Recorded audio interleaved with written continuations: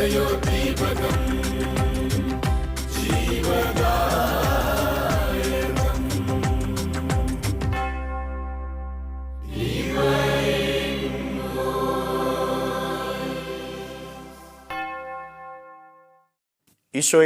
ഏറ്റവും അധികം സ്നേഹിക്കപ്പെടുന്നവരെ, ലോകമെമ്പാടുമുള്ള ഗുഡ്നസ് ടിവിയുടെ പ്രേക്ഷകർക്ക് ഡിവൈൻ വോയിസ് ശുശ്രൂഷയിലേക്ക് സ്നേഹപൂർവ്വം സ്വാഗതം. ഈ ദിവസം കർത്താവിൻ്റെ കരങ്ങളിൽ നമ്മെ സമർപ്പിച്ച് നമുക്ക് പ്രാർത്ഥിക്കാം. ഇന്നത്തെ എല്ലാ കാര്യങ്ങളിലും ദൈവിക ഇടപെടൽ നമ്മുടെ ജീവിതത്തിൽ ഉണ്ടാകട്ടെ. കാരുണ്യവാനായ നല്ല ഈശോയെ, ഈ ശുശ്രൂഷയിൽ സംബന്ധിക്കുന്ന ഈ മക്കളെ ഓരോരുത്തരെയും ഓർത്ത് അങ്ങേക്ക് നന്ദി പറയുന്നു. ഇവരെ ഓരോരുത്തരെയും അങ്ങ് ആശീർവദിക്കണമേ, അനുഗ്രഹിക്കണമേ. ഇവർക്ക് മുമ്പേ പോയി ഇവർ ചെയ്യുന്ന എല്ലാ കാര്യങ്ങളിലും അങ്ങ് ഇടപെട്ട് വിജയം നൽകി ഇവരെ ഓരോരുത്തരെയും അനുഗ്രഹിക്കണമേ. കർത്താവേ, ഇവരെ അങ്ങ് സംരക്ഷിക്കണമേ. അങ്ങയുടെ ഹൃദയത്തിൽ ഇവരെ ചേർത്ത് വയ്ക്കണമേ. ആമേൻ. പ്രിയപ്പെട്ടവരെ, നമ്മളിന്ന് ധ്യാനിക്കുന്ന വചനഭാഗം യെശയ്യാ പ്രവാചകന്റെ പുസ്തകത്തിൻ്റെ 45-ാമത്തെ അധ്യായത്തിൻ്റെ 2-ാമത്തെ തിരുവചനമാണ്. ഈ വചനത്തിൽ നമ്മൾ ഇങ്ങനെ വായിക്കുകയാണ്: ഞാൻ നിനക്ക് മുൻപേ പോയി മലകൾ നിരപ്പാക്കുകയും പിച്ചളവാതിലുകൾ തകർക്കുകയും ഇരുമ്പോടാമ്പലുകൾ ഒടിക്കുകയും ചെയ്യും. നമ്മൾ ഒത്തിരി വായിച്ചിട്ടുള്ള വചനഭാഗമാണ്. ജീവിതത്തിൻ്റെ ചില തടസ്സങ്ങൾക്ക് മുൻപിൽ പ്രാർത്ഥിച്ച് തടസ്സങ്ങൾ മാറ്റിയ ഒരു വചനമാണ് ഈ ഒരു വചനം. തടസ്സങ്ങൾ മാറ്റാനായിട്ടുള്ള ശക്തമായ ഒരു വചനമാണ്.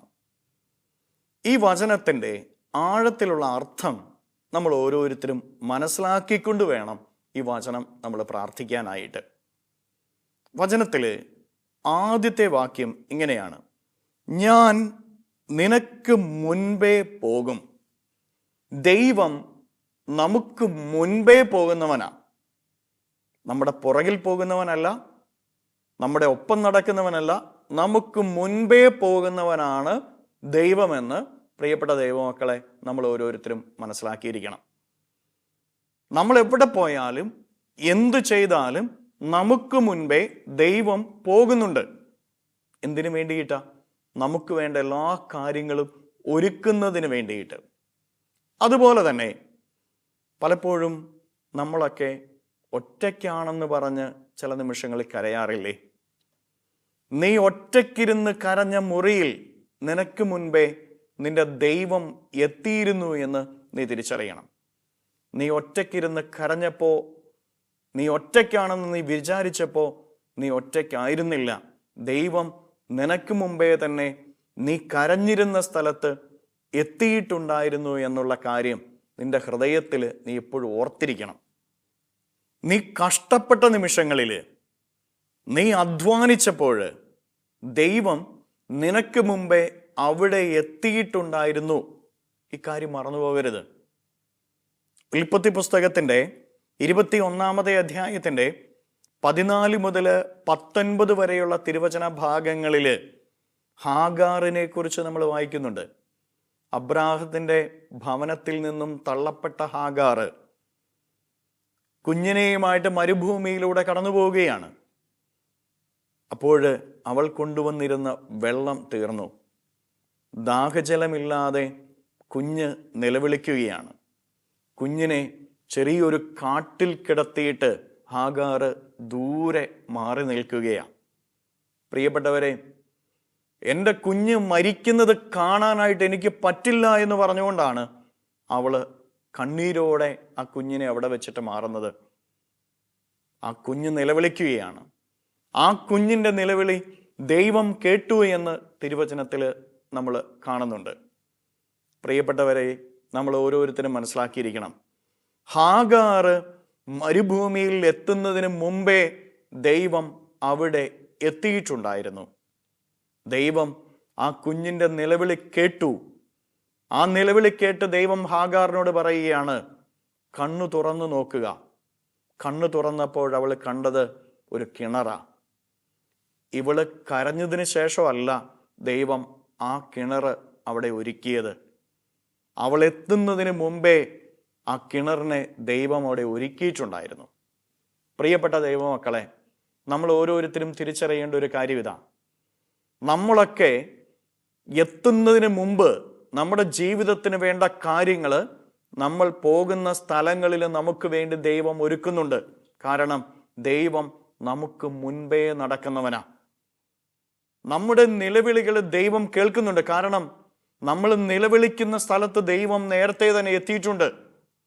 ഈ കുഞ്ഞിൻ്റെ നിലവിളി കേൾക്കാൻ പറ്റാതെ അമ്മയായ ഹാഗാർ ദൂരേക്ക് മാറി. ഈ ലോകത്തിൽ നിന്റെ നിലവിളി ആരെങ്കിലും കേൾക്കുന്നുണ്ടോ?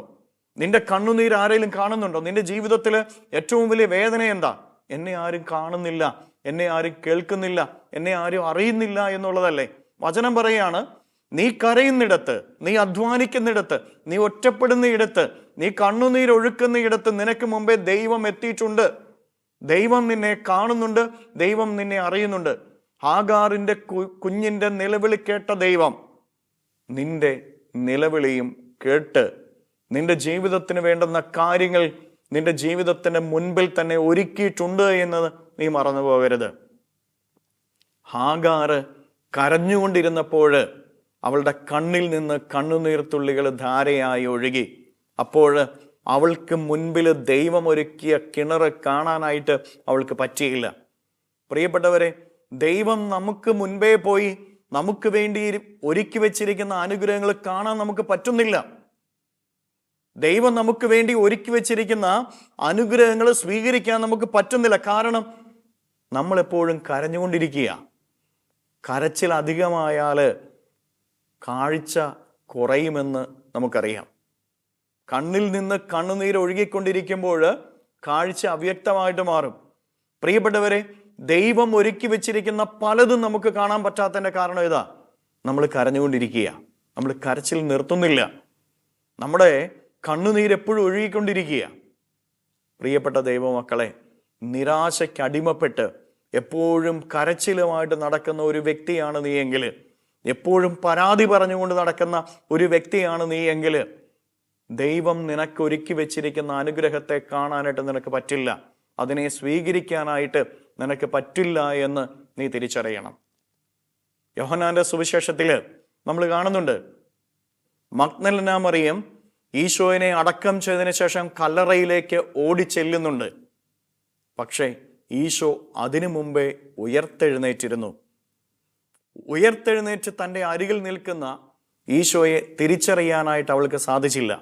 കാരണം അവൾ കരഞ്ഞുകൊണ്ട് കുഴിയിലേക്ക് നോക്കിയിരുന്നു എന്നാണ് തിരുവചനത്തിൽ നമ്മൾ കാണുന്നത്. പ്രിയപ്പെട്ട ദൈവമക്കളെ, മനുഷ്യൻ്റെ സ്വഭാവം എങ്ങനെയാ? കരഞ്ഞുകൊണ്ട് താഴേക്ക് നോക്കിയിരിക്കുക. നീ കരച്ചിൽ അധികമാക്കി താഴേക്ക് നോക്കിയിരുന്നാൽ നിന്റെ അരികിൽ നിൽക്കുന്ന ഈശോയെ കാണാനായിട്ട് നിനക്ക് പറ്റില്ല. നിനക്ക് മുൻപേ പോയി ഈശോ നിനക്ക് ഒരുക്കി വെച്ചിരിക്കുന്ന അനുഗ്രഹങ്ങളെ കാണാനായിട്ട് നിനക്ക് സാധിക്കുകയില്ല എന്ന് നീ തിരിച്ചറിയണം. സങ്കീർത്തനങ്ങളുടെ പുസ്തകത്തിൻ്റെ 56-ാമത്തെ അധ്യായത്തിൻ്റെ 8-ാം തിരുവചനത്തിൽ നമ്മൾ വായിക്കുന്നുണ്ട്, നിന്റെ അലച്ചിലുകൾ ഞാൻ എണ്ണിയിട്ടുണ്ട്, നിന്റെ കണ്ണുനീർ കണങ്ങൾ ഞാൻ കുപ്പിയിൽ ശേഖരിച്ചിട്ടുണ്ട്. നീ കരയുന്നതിന് മുമ്പേ നിന്റെ കണ്ണുനീര് നിലത്ത് വീഴാതിരിക്കാൻ ഒരു കുപ്പി തയ്യാറാക്കി വെക്കുന്ന ദൈവം. നിന്റെ കണ്ണിൽ നിന്ന് കണ്ണുനീര് ഒഴുകുമെന്ന് ദൈവത്തിനറിയാം. ആ കണ്ണുനീര് നിലത്ത് വീഴരുത് എന്ന് ദൈവത്തിന് നിർബന്ധമുണ്ട്.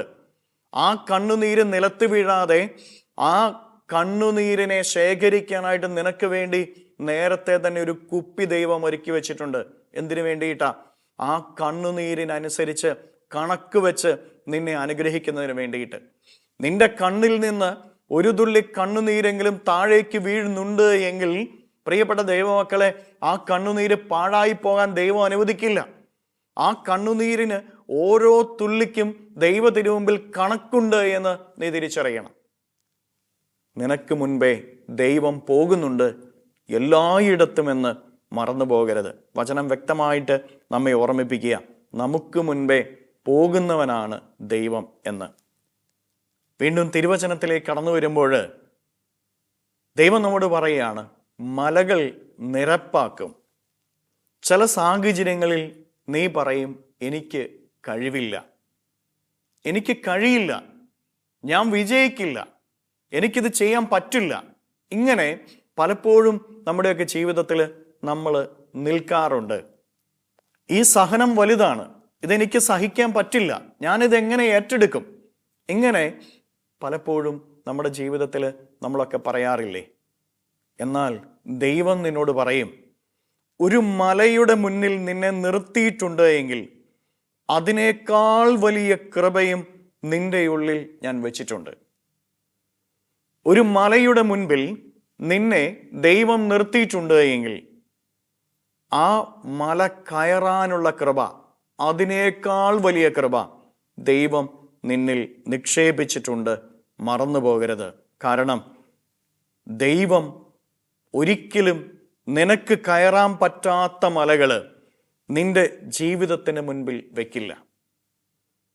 നിനക്ക് കയറാൻ പറ്റാത്ത മലകൾ നിന്റെ ജീവിതത്തിന് മുൻപിൽ ദൈവം വെക്കില്ല എന്നുള്ളതാണ് ഈ വചനത്തിൻ്റെ അർത്ഥമെന്ന് നമ്മൾ ഓരോരുത്തരും മനസ്സിലാക്കിയിരിക്കണം. പൗലോസ് കൊറിന്തോസുകാർക്ക് എഴുതിയ 1-ാമത്തെ ലേഖനത്തിൻ്റെ 10-ാമത്തെ അധ്യായത്തിൻ്റെ 13-ാമത്തെ തിരുവചനത്തിൽ വചനം പഠിപ്പിക്കുന്നുണ്ട്, നിങ്ങളുടെ ശക്തിക്കതീതമായ പ്രലോഭനങ്ങൾ ഉണ്ടാകാൻ അവിടുന്ന് അനുവദിക്കുകയില്ല. പ്രിയപ്പെട്ട ദൈവമക്കളെ, ഒരു പ്രലോഭനവും നിനക്ക് കീഴടക്കാൻ പറ്റാത്തതായിട്ടില്ല. ഒരു സഹനവും നിനക്ക് കീഴടക്കാൻ പറ്റാത്തതായിട്ടില്ല. കാരണം നിനക്ക് ഏറ്റെടുക്കാൻ പറ്റുന്നതേ, നിനക്ക് മറികടക്കാൻ പറ്റുന്നതേ ദൈവം നിന്റെ മുൻപിൽ വെക്കുന്നുള്ളൂ. വലിയ സഹനങ്ങൾ ഉണ്ടാകുമ്പോൾ നീ അഭിമാനിക്കണം, എനിക്കതിനുള്ള കരുത്തുണ്ട്. വലിയ പ്രലോഭനങ്ങൾ ഉണ്ടാകുമ്പോൾ നീ അഭിമാനിക്കണം, എനിക്കതിനെ മറികടക്കാൻ കരുത്തുണ്ട്. ആ കരുത്ത് ദൈവം തന്നിട്ടുണ്ട് എന്ന് നീ മനസ്സിലാക്കിയിരിക്കണം. സാമുവേൽ പ്രവാചകന്റെ 1-ാമത്തെ പുസ്തകത്തില് 17-ാമത്തെ അധ്യായത്തില് ഗോലിയാത്തിനെ നമ്മൾ കാണുന്നുണ്ട്. ഒരു രാജ്യത്തിൻ്റെ സൈന്യം മുഴുവനും ഗോലിയാത്തിന് മുമ്പിൽ ഭയപ്പെട്ടു നിന്നു. ഒരു ഇടയച്ചെറുക്കനായ ദാവീദ്, ശരിക്കും പടച്ചട്ട പോലും ശരീരത്തിന് ചേരില്ല, ആ പടച്ചട്ട ഇടാൻ അവൻ അറിയില്ല. അങ്ങനെയുള്ള ഇടയച്ചെറുക്കനായ ദാവീദ് ഗോലിയാത്തിൻ്റെ മുമ്പിൽ പോയി നിൽക്കുകയാണ്. അവൻ ഗോലിയാത്തിനെ നോക്കിയിരുന്നെങ്കിൽ ഒരുപക്ഷെ അവൻ ഭയപ്പെട്ടു പോയേനെ. പക്ഷെ അവൻ നോക്കിയത് തൻ്റെ മുൻപിലുള്ള ലക്ഷ്യത്തിലേക്കാണ്. അതിലേക്ക് നോക്കിയപ്പോൾ ഗോലിയാത്തിനെ കീഴടക്കാനായിട്ട് അവന് പറ്റി. പ്രിയപ്പെട്ട ദൈവമക്കളെ, നിങ്ങളുടെ ജീവിതത്തിൽ അസാധ്യമെന്ന് തോന്നുന്ന പല കാര്യങ്ങളും ഉണ്ടാവാം. നിനക്ക് മറികടക്കാൻ പറ്റാത്ത വിധത്തിലുള്ള പ്രശ്നങ്ങളിൽ നിന്ന് നിനക്ക് തോന്നുന്ന പ്രശ്നങ്ങൾ നിന്റെ ജീവിതത്തിൽ ഉണ്ടാവാം. നിനക്ക് ഏറ്റെടുക്കാൻ പറ്റാത്ത, നീ മടുത്തു എന്ന് പറയുന്ന ചില സഹനങ്ങൾ നിന്റെ വ്യക്തിപരമായ ജീവിതത്തിലേക്ക് കടന്നു വന്നു എന്ന് വരാം. നീ സഹനത്തിലേക്ക് നോക്കരുത്, പ്രശ്നങ്ങളിലേക്ക് നോക്കരുത്, പ്രതിസന്ധികളിലേക്ക് നോക്കരുത്. നിനക്കിത് തന്ന ദൈവത്തിലേക്ക് നീ നോക്കുക. നിനക്കിത് തന്ന ദൈവത്തെങ്കിലേക്ക് നീ നോക്കിയാൽ ഈ സഹനമല്ലാതായിത്തീരും. ഈ പ്രതിസന്ധികളല്ലാതായിത്തീരും. ഈ പ്രശ്നങ്ങളല്ലാതായിത്തീരും. നമ്മളൊക്കെ പലപ്പോഴും നോക്കുന്നത് പ്രശ്നങ്ങളിലേക്കാണ്, പ്രതിസന്ധികളിലേക്കാണ്. ഇത് തന്ന ദൈവത്തെങ്കിലേക്ക്, ഇത് അനുവദിച്ച ദൈവത്തെങ്കിലേക്ക് നമ്മൾ പലപ്പോഴും നോക്കുന്നില്ല. അതുകൊണ്ടാണ് എനിക്ക് പറ്റില്ല, ഞാൻ ചെയ്യില്ല, ഞാൻ വീണു പോകും എന്ന് നമ്മൾ ഓരോരുത്തരും കരുതുന്നത്. നീ തിരിച്ചറിഞ്ഞുകൊള്ളുക, നിന്റെ കാലുകളെ അവിടുന്ന് അറിയുന്നുണ്ട്. നിനക്ക് ഈ മല കയറാനായിട്ട് സാധിക്കുമെന്ന്, നിന്റെ കാലുകൾക്ക് അതിനുള്ള ശക്തിയുണ്ട് എന്ന് ദൈവം അറിയുന്നുണ്ട്. നിന്റെ ഓരോ ചുവടുവയ്പ്പിനെയും ദൈവം അറിയുന്നുണ്ട് എന്ന് നീ മറന്നു പോകരുത്. അതുകൊണ്ടാണ് യെശയ്യാ പ്രവാചകന്റെ പുസ്തകത്തിന്റെ 42-ാമത്തെ അധ്യായത്തിന്റെ 3-ാമത്തെ തിരുവചനത്തിലൂടെ കർത്താവ് അരുളി ചെയ്യുന്നത്, ചതഞ്ഞ ഞാങ്ങണ ഞാൻ ഒടിക്കുകയില്ല. പ്രിയപ്പെട്ട ദൈവമക്കളെ, ജീവിതത്തിൽ ഏത് സഹനങ്ങളെയും മറികടക്കാനായിട്ട് നിനക്ക് സാധിക്കും. കാരണം ദൈവം നിനക്ക് മറികടക്കാൻ പറ്റാത്ത സഹനങ്ങളൊന്നും അനുവദിക്കുന്നില്ല. തിരിച്ചറിഞ്ഞുകൊള്ളുക, നിന്റെ ദൈവം നിന്റെ കൂടെയുണ്ട്. പ്രശ്നങ്ങളിലേക്ക് നോക്കാതെ ആ ദൈവത്തിലേക്ക് നോക്കാനായിട്ട് നിനക്ക് സാധിക്കട്ടെ. വീണ്ടും തിരുവചനത്തിലേക്ക് നമ്മൾ കടന്നു വരുമ്പോൾ വചനത്തിലൂടെ ഈശോ നമ്മെ പഠിപ്പിക്കുകയാണ്, പിച്ചള വാതിലുകൾ തകർക്കും. പിച്ചള വലിയ ഉറപ്പുള്ളതാണ്, അതിനെ തകർത്ത് കളയുമെന്നാണ് വചനം പഠിപ്പിക്കുന്നത്. ചില ഹൃദയങ്ങൾ അടഞ്ഞിരിക്കുന്ന ചില അവസ്ഥകളുണ്ട്. ആരൊക്കെയോ വേദനിപ്പിച്ചു, ആരൊക്കെയോ ഒറ്റപ്പെടുത്തി, ആരൊക്കെയോ മാറ്റി നിർത്തി. ഇതിൻ്റെയൊക്കെ പേരിൽ അടയ്ക്കപ്പെട്ട ചില ഹൃദയങ്ങൾ, വെറുപ്പിൽ അടയ്ക്കപ്പെട്ട ഹൃദയങ്ങൾ, അങ്ങനെയുള്ള ഹൃദയങ്ങളെ സ്പർശിക്കുവാനായിട്ട് ദൈവത്തിന് സാധിക്കുകയില്ല. അങ്ങനെയുള്ള ജീവിതങ്ങളെ തൊടാനായിട്ട് ദൈവത്തിന് സാധിക്കുകയില്ല എന്ന് നമ്മൾ തിരിച്ചറിയണം. ഇത് തകർക്കപ്പെടണം പ്രിയപ്പെട്ടവരെ. ഈ വെറുപ്പിൻ്റെ പിച്ചളവാതിലുകൾ നമ്മുടെ ഉള്ളിൽ നിന്ന് തകർക്കപ്പെട്ടില്ല എങ്കിൽ ദൈവകൃപയുടെ നീർച്ചാല് നിന്നിലേക്ക് ഒഴുകില്ല. ഈ വചനം പറഞ്ഞ് പ്രാർത്ഥിക്കുമ്പോൾ ഈ ചിന്ത നിന്റെ ഉള്ളിലുണ്ടാവണം. എൻ്റെ ഹൃദയം അടയ്ക്കപ്പെട്ടിരിക്കുന്ന അവസ്ഥയാണോ? മറ്റുള്ളവർ വേദനിപ്പിച്ചു എന്ന് പറഞ്ഞ്, മറ്റുള്ളവർ മാറ്റി നിർത്തി എന്ന് പറഞ്ഞ്, ഒറ്റപ്പെടുത്തി എന്ന് പറഞ്ഞ്, കളിയാക്കി എന്ന് പറഞ്ഞ് ഹൃദയത്തെ നീ അടച്ചിട്ടുണ്ടോ? യോഹന്നാന്റെ സുവിശേഷത്തിന്റെ 11-ാമത്തെ അധ്യായത്തിൽ ലാസറിന്റെ കല്ലറയിലേക്ക് കടന്നു വരുന്ന കർത്താവിനെ നമ്മൾ കാണുന്നുണ്ട്. ലാസറിന്റെ കല്ലറയിലേക്ക് കടന്നു വരുന്ന കർത്താവ് അവിടെ കൂടി നിന്നവരോട് പറയാണ്, ആ കല്ലറയുടെ വാതിലടച്ചിരുന്ന കല്ല് എടുത്തു മാറ്റുക എന്ന്. പ്രിയപ്പെട്ട ദൈവമക്കളെ, അതിനുശേഷം ഈശോ ചെയ്യുന്ന പ്രവൃത്തി എന്താ? മരിച്ച് മണ്ണോട് ചേർന്ന് തുടങ്ങിയിരുന്ന ലാസറിനെ ദൈവം ജീവനിലേക്ക് ഉയർപ്പിക്കുന്നില്ലേ? അത്ര വലിയ അത്ഭുതം ചെയ്ത കർത്താവ് എന്തിനാ ആ കല്ലറയുടെ വാതിലിൽ വെച്ചിരുന്ന കല്ലെടുത്ത് മാറ്റാൻ പറയുന്നത്? ആ കല്ലെടുത്ത് മാറ്റിയപ്പോഴാണ് ലാസറെ നീ പുറത്തു വരിക എന്ന് ഈശോനാഥൻ പറയുന്നത്. നമ്മൾ ഓരോരുത്തരും തിരിച്ചറിയണം, നമ്മുടെ അടയ്ക്കപ്പെട്ട കല്ലുകൾ നമ്മൾ എടുത്തു മാറ്റണം. നമ്മുടെ ഹൃദയത്തിലുള്ള വെറുപ്പാകുന്ന കല്ലിനെ നമ്മൾ എടുത്തു മാറ്റണം. ഈ വചനം പറഞ്ഞ് നമ്മൾ പ്രാർത്ഥിക്കുമ്പോൾ ഈ വചനത്തിന്റെ കൃപ നമ്മുടെ ജീവിതത്തിൽ നിറയണമെങ്കിൽ നമ്മുടെ ഉള്ളിൽ വെറുപ്പുണ്ടാകരുത്. വെറുപ്പ് കൊണ്ട് നമ്മുടെ ഹൃദയത്തെ അടച്ചു വെക്കരുത്. അങ്ങനെയുണ്ട് എങ്കിൽ ദൈവത്തിന്റെ ഇടപെടലുകൾ നമ്മുടെ ജീവിതത്തിൽ ഉണ്ടാവില്ല. പിച്ചളവാതില് തകർക്കപ്പെടണം പ്രിയപ്പെട്ടവരെ. നിന്റെ ഉള്ളിലുള്ള വെറുപ്പ് എന്ന് പറയുന്നത് അത് പിച്ചളവാതില് പോലെ ശക്തമാണ്.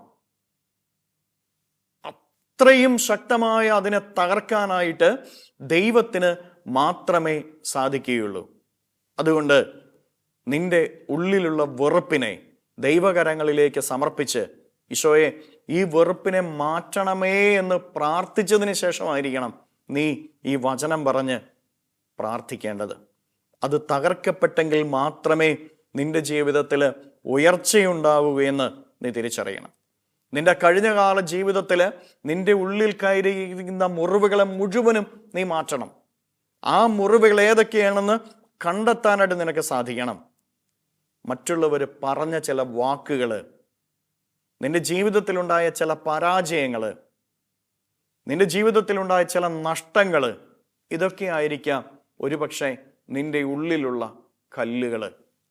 പ്രിയപ്പെട്ടവരെ, ഇതിനെ, ഈ കല്ലുകളാകുന്ന ഈ അവസ്ഥയെ ജീവിതത്തിൽ നിന്ന് നീ മാറ്റിയാൽ ദൈവകൃപ നിന്നിലേക്ക് ഒഴുകുമെന്ന് നീ തിരിച്ചറിഞ്ഞുകൊള്ളുക. ചില വാതിലുകൾ നമ്മൾ അടച്ചിട്ടുണ്ട് നമ്മുടെ ഹൃദയത്തിൽ. പ്രാർത്ഥനയില്ലാതെ, വിശ്വാസമില്ലാതെ, ബലിയർപ്പണമില്ലാതെ, ജപമാലയില്ലാതെ ജീവിതത്തിൽ നീ വാതിലുകൾ അടച്ചിട്ടുണ്ട് എങ്കിൽ അതിനെ തകർക്കാനായിട്ട് ദൈവത്തിന് മാത്രമേ സാധിക്കുകയുള്ളൂ എന്ന് നീ തിരിച്ചറിയുക. നിന്റെ ജീവിതത്തിൻ്റെ പിച്ചളവാതിൽ ഏതെന്ന് തിരിച്ചറിഞ്ഞ് അതിനെ നിന്റെ ഉള്ളിൽ നിന്ന് മാറ്റുക. പ്രാർത്ഥന വർദ്ധിപ്പിക്കുക, എല്ലാവരോടും ക്ഷമിക്കുക, ഹൃദയത്തിൽ സ്നേഹം വളർത്തുക. അപ്പോൾ ദൈവകൃപയുടെ നീർച്ചാൽ നിന്നിലേക്ക് ഒഴുകും. വീണ്ടും വചനത്തിലേക്ക് കടന്നു വരുമ്പോൾ നമ്മൾ കാണുന്നത് ഇരുമ്പോടാമ്പലുകൾ തകർക്കും. പലപ്പോഴും നമ്മുടെ ജീവിതത്തിന് മുൻപിലുള്ള വാതിലുകൾ തകർക്കപ്പെട്ടെങ്കിലും മുന്നോട്ട് പോകാത്ത അവസ്ഥ. ഒത്തിരി പ്രാർത്ഥിക്കുമ്പോഴും ജീവിതത്തിൽ ഉയർച്ചയില്ലാത്ത അവസ്ഥ. ഒത്തിരി നിലവിളിച്ച് ദൈവത്തിന് മുമ്പിൽ നിന്നിട്ടും ജീവിതത്തിൽ മുന്നോട്ട് പോകാൻ പറ്റാത്ത ചില അവസ്ഥകൾ, ചില തകർച്ചകൾ ജീവിതത്തിൽ നിന്ന് ഒരിക്കലും മാറുന്നില്ല. പ്രിയപ്പെട്ടവരെ, ഇരുമ്പോടാമ്പല് അത് ഒടിക്കണം. നമുക്കറിയാം, വാതില് കുറ്റിയിടുന്ന കുറ്റി അത് ശക്തമായിരിക്കും. അത് ഒടിഞ്ഞെങ്കിൽ മാത്രമേ വാതില് തുറക്കപ്പെടത്തുള്ളൂ. ഈ ഇരുമ്പോടാമ്പല് നമ്മുടെ ജീവിതത്തിൽ ചിലപ്പോൾ കിടപ്പുണ്ടാവാം. നമ്മൾ പ്രാർത്ഥിക്കുമ്പോഴും നിലവിളിക്കുമ്പോഴും ബലിയർപ്പിക്കുമ്പോഴും ജപമാല ചൊല്ലുമ്പോഴും വചനം പ്രാർത്ഥിക്കുമ്പോഴും ഈ ഒടിയേണ്ട ഇരുമ്പോടാമ്പല് ഒടിഞ്ഞിട്ടില്ല എങ്കിൽ നമുക്ക് മുന്നോട്ട് പോകാനായിട്ട് സാധിക്കുകയില്ല എന്ന് നമ്മൾ ഓരോരുത്തരും മനസ്സിലാക്കിയിരിക്കണം. എന്തായി ഈ ഇരുമ്പോടാമ്പല്? ഞാൻ ശരിയാകില്ല, ഞാൻ നന്നാവില്ല, ഞാൻ ഉയരില്ല, എൻ്റെ ജീവിതം ഇങ്ങനെയേ തീരുകയുള്ളൂ. നിരാശയാ യഥാർത്ഥത്തിൽ ഇരുമ്പോടാമ്പല്. ഈ നിരാശയെ നമ്മുടെ ജീവിതത്തിൽ നിന്ന് എപ്പോൾ മാറ്റുന്നോ അപ്പോൾ നമ്മുടെ ജീവിതം മുന്നോട്ട് പോകും, നമ്മുടെ ജീവിതം ഉയർത്തപ്പെടുകയും ചെയ്യും. പ്രിയപ്പെട്ട ദൈവമക്കളെ, ഇന്ന് നിരാശയ്ക്ക് അടിമപ്പെട്ട് സങ്കടത്തിൽ കഴിയുന്ന ഒരു വ്യക്തിയാണോ നീ തിരിച്ചറിഞ്ഞുകൊള്ളുക, നീ ഒറ്റയ്ക്കല്ല. നിനക്ക് മുമ്പേ നിന്റെ ദൈവം പോയിട്ടുണ്ട്. നിൻ കരയുന്നിടത്ത്, നീ അധ്വാനിക്കുന്നിടത്ത്, നീ ഒറ്റയ്ക്കാണെന്ന് കരുതുന്നിടത്ത് നിനക്ക് മുൻപേ നിന്റെ ദൈവം കടന്നു പോയിട്ടുണ്ട് എന്ന് നീ തിരിച്ചറിഞ്ഞുകൊള്ളുക. അതുപോലെ തന്നെ നിനക്ക് ഏറ്റെടുക്കാൻ പറ്റാത്ത ഒരു സഹനവും അവിടുന്ന് അനുവദിക്കുന്നില്ല. നിനക്ക് കയറാൻ പറ്റാത്ത ഒരു മലയും നിന്റെ ജീവിതത്തിന് മുൻപിൽ അവിടുന്ന് വയ്ക്കുന്നില്ല എന്ന് നീ തിരിച്ചറിഞ്ഞുകൊള്ളുക. അവിടുന്ന് മലകളെ നിരപ്പാക്കും. വീണ്ടും തിരുവചനത്തിൽ നമ്മൾ കാണുകയാണ്, പിച്ചളവാതിലുകൾ തകർക്കപ്പെടും. നമ്മുടെ ഉള്ളിലുള്ള വെറുപ്പ്, അതിനെ നമ്മുടെ ജീവിതത്തിൽ നിന്ന് എടുത്തു മാറ്റുമ്പോഴാണ് ദൈവകൃപ നമ്മിലേക്ക് ഒഴുകുകയുള്ളൂ. വീണ്ടും ഇരുമ്പോടാമ്പൽ, നിരാശ, ഞാൻ രക്ഷപ്പെടില്ല എന്നുള്ള ചിന്ത, ദൈവം എന്നെ കേൾക്കില്ല എന്നുള്ള ചിന്ത എന്നിൽ നിന്ന് എടുത്തു മാറ്റണം. അപ്പോൾ നമ്മളെല്ലാവരും അനുഗ്രഹിക്കപ്പെടും. ഒരു നിമിഷം കരങ്ങളൊക്കെ ഒന്ന് കൂപ്പി പിടിച്ച് ഈശോയുടെ മുമ്പിൽ നമുക്ക് പ്രാർത്ഥിക്കാം. കാരുണ്യവാനായ നല്ല ഈശോയെ, ഞങ്ങളുടെ ജീവിതത്തെ പരിപൂർണമായിട്ട് അവിടുത്തെ കരങ്ങളിൽ സമർപ്പിക്കുന്നു. ദുഃഖങ്ങളിലൂടെ, നിരാശയിലൂടെ കടന്നു പോകുന്നവരാണ് ഞങ്ങൾ. വെറുപ്പ് ഞങ്ങളുടെ ജീവിതത്തിലുണ്ട്. ഈശോയെ, വെറുപ്പിനെ അകറ്റി, നിരാശയെ അകറ്റി ഞങ്ങളുടെ ജീവിതത്തിൽ പ്രത്യാശ നൽകണമേ. എനിക്ക് കടന്നു പോകാൻ പറ്റാത്ത ഒരു സഹനവും അവിടുന്ന് അനുവദിക്കുന്നില്ല എന്നുള്ള ബോധ്യം നൽകണമേ. അങ്ങ് എനിക്ക് മുമ്പേ എല്ലായിടത്തും പോകുന്നവനാണെന്നുള്ള ആ ചിന്ത എന്നിൽ നിറയ്ക്കണമേ. ആമേൻ.